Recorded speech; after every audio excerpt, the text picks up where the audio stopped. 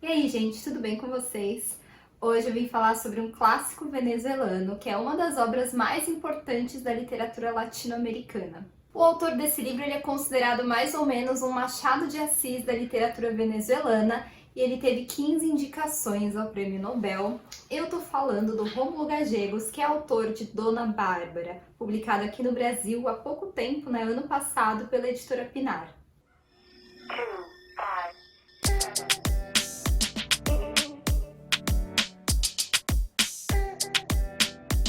Para você que não conhece ainda a editora Pinar, ela é uma editora nova, na verdade, ela surgiu ano passado. Dona Bárbara foi o primeiro livro publicado e eles estão publicando por meio de financiamentos coletivos. Então, Dona Bárbara foi o primeiro desses livros. Teve uma tiragem limitada, de 1000 exemplares, inclusive eu fiquei muito aliviada, muito contente que eu consegui comprar, porque eu não tinha participado do financiamento, eu não conhecia ainda, eu conheci depois. Bom, Dona Bárbara, ele foi publicado originalmente em 1929, e apesar de ser uma obra muito conhecida em toda a América Latina, ele meio que caiu no esquecimento, sabe, aqui no Brasil. Tem uma edição mais antiga, com tradução do Jorge Amado, da década de 40. Foi uma tradução que foi revisada na década de 70, mas esse livro hoje em dia ele é meio difícil de ser encontrado, Não teve mais nada depois, a obra realmente caiu no esquecimento até a Pinar resgatar ela pra gente. Só que pra gente falar sobre esse livro aqui é muito importante, eu diria que é imprescindível, na verdade, a gente conhecer um pouco mais sobre o autor e também sobre o pano de fundo, que originou toda essa história. Então, Rômulo Gallegos, ele é um dos principais nomes da literatura latino-americana. Existe um prêmio que se chama Rômulo Gallegos, é um dos prêmios de maior prestígio na América Latina. E, inclusive, também existe um município que leva o nome dele e fica no estado do Apure, que é o estado onde se passa a trama de Dona Bárbara. Aliás, Dona Bárbara é considerada a grande obra-prima do Rômulo Gallegos. Rômulo Gallegos, na verdade, ele teve uma carreira política muito relevante, Ele foi eleito presidente da Venezuela em 1948 e foi o primeiro presidente eleito por voto direto, mas ele ficou no cargo só por 9 meses, porque teve um golpe militar em seguida, enfim, que tirou ele do poder e ele foi obrigado a se exilar depois disso. E foi uma carreira política, muito marcada por militâncias, por protestos, contra as ditaduras que assolavam a Venezuela, inclusive durante a ditadura do Juan Vicente Gomes, que é considerada uma das piores da Venezuela. O Rômulo Gallegos ele teve que se exilar na Espanha e foi uma época muito frutífera para ele em termos literários. E de fato ele inseria muito nas obras dele, essas questões políticas, as ideias dele em relação à democracia. As obras dele também trazem muito da identidade da Venezuela, a natureza, o povo, tudo isso a gente vai ver um pouquinho aqui em Dona Bárbara. E essas ditaduras, elas iam acontecendo na Venezuela e elas iam se estendendo por muito tempo, E tudo isso era sinônimo de conflitos civis e muitos atrasos. Mas ao mesmo tempo, enquanto tudo isso acontecia na década de 20, a Venezuela, ela simplesmente se tornou um dos principais exportadores de petróleo, E lembrando que esse livro aqui é do ano de 1929. Então essa guinada econômica, que a Venezuela viu acontecer, também trouxe muita questão da industrialização, e uma migração cada vez mais intensa das pessoas, dos campos para as cidades. Outra coisa que a gente vai ver nesse livro também. Então foi nesse contexto todo que Dona Bárbara foi concebido. Como eu falei, tem muito disso tudo aqui nesse livro, muitas vezes representado por meio de metáforas também. Aqui a trama se passa toda num ambiente rural, nos llanos venezuelanos, no estado do Apure, é uma região de planícies, é uma região também que se destaca pela criação de gado. É uma região também que é banhada por rios, Na verdade, ela vive assim entre as secas ou as inundações. E aqui no livro a gente acompanha a disputa entre duas fazendas, Na raiz dessa disputa, na verdade, existe uma briga familiar, Entre os Vaqueiro e os Luzardo. Depois de uma tragédia na família dos Santos Luzardo, ele ainda muito jovem vai para Caracas e, enfim, mora lá, estuda lá, se forma advogado e depois de muitos anos ele se vê na necessidade de voltar para a fazenda Altamira, que é a fazenda da família dele, com o objetivo de ver como estão as coisas por lá, fazia muito tempo que ele não voltava, e ele tem também o objetivo de vender essa fazenda. Bom, como ele não cuidava, do lugar, simplesmente ele tinha lá os funcionários, os capatazes lá que trabalhavam para ele, que tomavam conta da fazenda, ele vai chegar e vai encontrar um negócio totalmente descuidado, enfim, sem muita administração ali, Também vai ter uma surpresa, né? Vai conhecer a Dona Bárbara. E por que uma surpresa, né? Porque a Dona Bárbara, ela meio que foi se apossando ali da propriedade. Primeiro que assim, né? Na verdade, ela tomou para si a fazenda vizinha, né? Que é La Barquerenha. E depois que ela, enfim, ficou por lá, a fazenda mudou de nome, passou a se chamar El Miedo. E por quê, né? Porque simplesmente ela ia seduzindo os homens, né? Assim como ela fez com o Lourenço Barqueiro, que era o antigo dono da fazenda. Então ela se apossou do lugar e ela usa muito assim da corrupção, da pilantragem, da desonestidade mesmo, assim, para ir avançando o terreno da fazenda para cima da fazenda de Altamira, que é do Santos Luzardo, né? E como não tinha ninguém tomando conta lá de verdade, ela ia simplesmente avançando os limites da propriedade que passou a ser dela, né? A Dona Bárbara, né, como vocês já perceberam, é a personagem que dá título a esse romance, né, esse livro. É uma personagem muito forte, uma vilã muito forte. E curiosamente é uma vilã que a gente não consegue odiar totalmente, porque a gente acompanha algumas coisas da história dela, né? Por exemplo, ela tem os traumas de juventude, né? Passou por abuso, inclusive tem isso aqui nesse livro. Ela vai desenvolver meio que um ódio pelos homens, né? Pela figura masculina. Então ela se endurece, né, pro amor, e aí a partir de então, quando ela vira uma mulher adulta e quando ela vai amadurecendo, ela na verdade só quer usar os homens, né, só quer usar os homens como meios para obter o que ela deseja. Ela tem sangue mestiço, né, ela é meio índia, ela é bem masculinizada assim, no corpo, no jeito dela mesmo, dona de uma beleza e de uma sedução que sempre atrai muitos homens.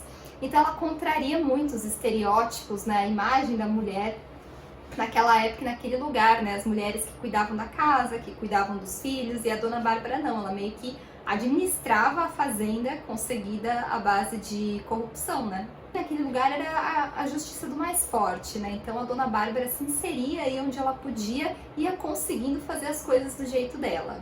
E as pessoas sabiam que isso acontecia, óbvio, e as pessoas meio que aceitavam, porque era assim, sempre foi assim. Ela, a figura dela é a própria personificação do llano venezuelano, né? Que é aquela área rural, né, em que eles vivem e tal. Então ela emana toda essa brutalidade, essa selvageria, a própria barbárie mesmo, como o nome dela sugere. Ela é chamada de devoradora de homens, assim como aquela própria terra é chamada desse jeito, né? Dona Bárbara também é considerada meio bruxa, as pessoas não entendem como que ela consegue saber das coisas, né? Muito antes ou sem que as pessoas saibam. Inclusive corre ali um boato de que ela tem um pacto meio que com o demônio, sabe? Que eles chamam de sócio.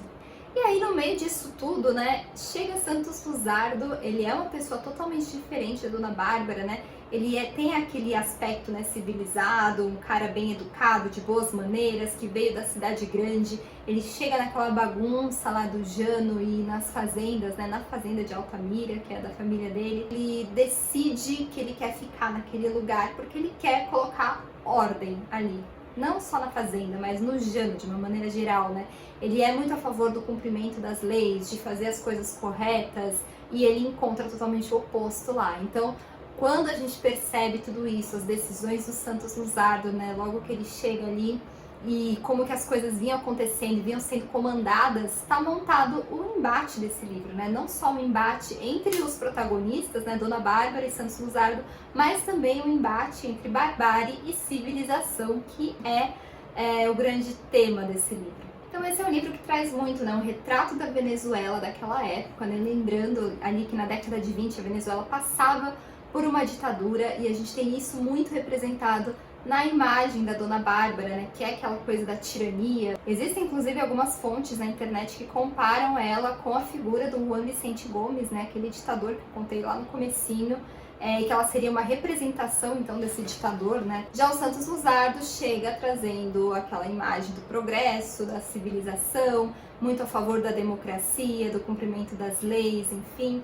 Então tudo que ele faz tem esse sentido, né? Esse objetivo de vamos civilizar. Ainda que esse livro aqui seja uma narrativa realista, a gente tem também uns toques pitorescos, assim, que eu achei muito legais. Eu acho que mostra muito também sobre a cultura, esses causos vividos e contados pelas pessoas dos lugares, né? Então, no caso, os empregados das fazendas, contavam muitas coisas maravilhosas e inacreditáveis que aconteciam. Por exemplo, aparições de animais encantados, lendas de jacarés imensos, enfim, que dominavam a região e dominam. Também queria dizer que esse livro tem uma narrativa gostosíssima de ler, muito mesmo. Tem aquele ritmo que eu, sei lá, eu sinto muito como único, sabe, da literatura latino-americana, quando a gente vai lendo, aquilo soa assim tão musical, eu nem sei explicar, sabe? Eu gosto tanto e nesse livro eu reconheço muito isso também. Tem um aspecto regionalista muito forte aqui, né? Também pelos termos usados, pela questão da natureza.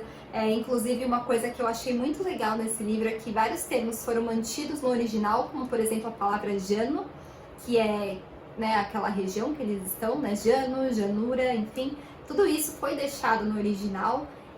Esse livro também tem várias notas de rodapé que explicam o significado de várias palavras que são muito específicas do contexto aqui, sabe? De, sei lá, de coisas relacionadas ao trato com os animais, enfim, muitas coisas específicas e que dão uma identidade, uma personalidade muito forte também para a história. Aliás, né, o Rômulo Gallegos, ele inaugurou mesmo essa espécie de gênero, né, chamada Romances da Terra, e nesses gêneros realmente, tipo, a terra, a vegetação, toda essa parte natural é a verdadeira protagonista dos romances, né, das histórias. No caso de Dona Bárbara também tem uma questão social bastante forte, né, que é tudo isso que envolve, né, trazer o progresso, a civilização, tudo isso para os ambientes rurais e ao mesmo tempo, como eu disse, né, esse conflito de civilização e barbárie que vai permeando toda a história. Tem sim alguns clichês nessa história, com certeza. Tem alguns personagens que eu queria mergulhar mais fundo e saber mais, como por exemplo a Dona Bárbara, né, inclusive, né, apesar dela dar título ao livro e tudo mais,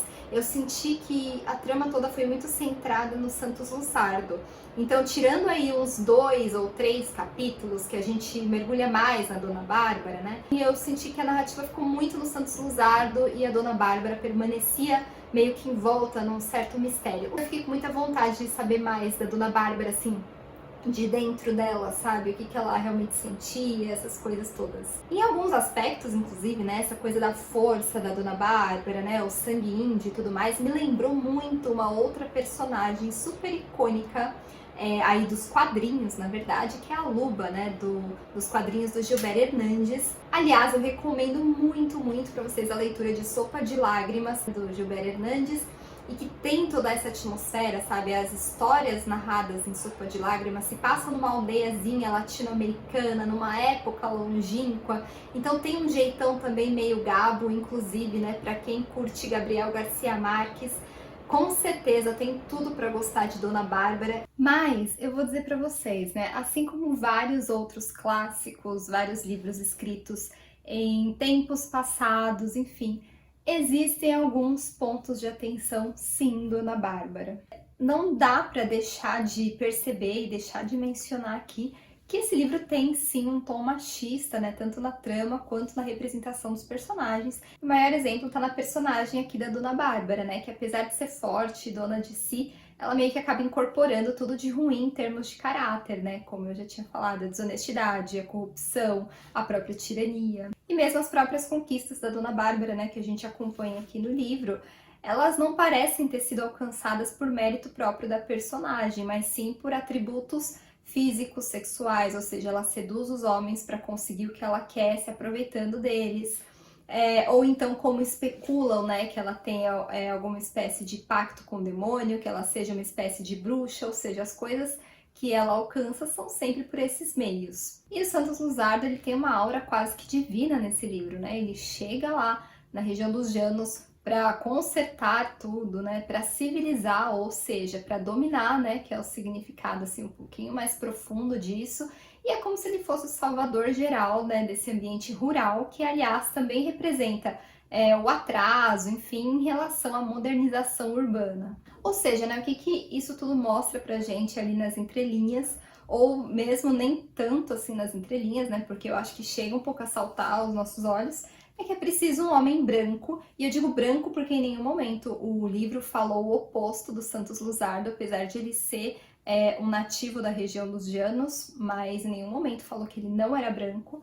Ou seja, é preciso um homem branco para salvar a população local e também uma mulher, que no caso é a Dona Bárbara, mestiça, né, um sangue meio índio, como é importante frisar. E não só a Dona Bárbara, né, mas também a Maricela, que é uma garota, né, enfim, que ele conhece ali na região das fazendas e que se torna um projetinho pessoal dele ao longo do livro. Além disso, uma coisa bastante interessante de falar aqui é que Dona Bárbara foi uma obra bastante adaptada, né? Ela teve vários filmes, teve várias novelas, inclusive. Então a gente está falando assim de adaptações ali da década de 50, de 60, mas também teve uma novela ali, acho que dos anos 2008, se eu não me engano. Mas curiosamente, ou talvez nem tão curiosamente, né? Isso não chega a me abismar, infelizmente, mas enfim, é importante a gente prestar atenção nisso.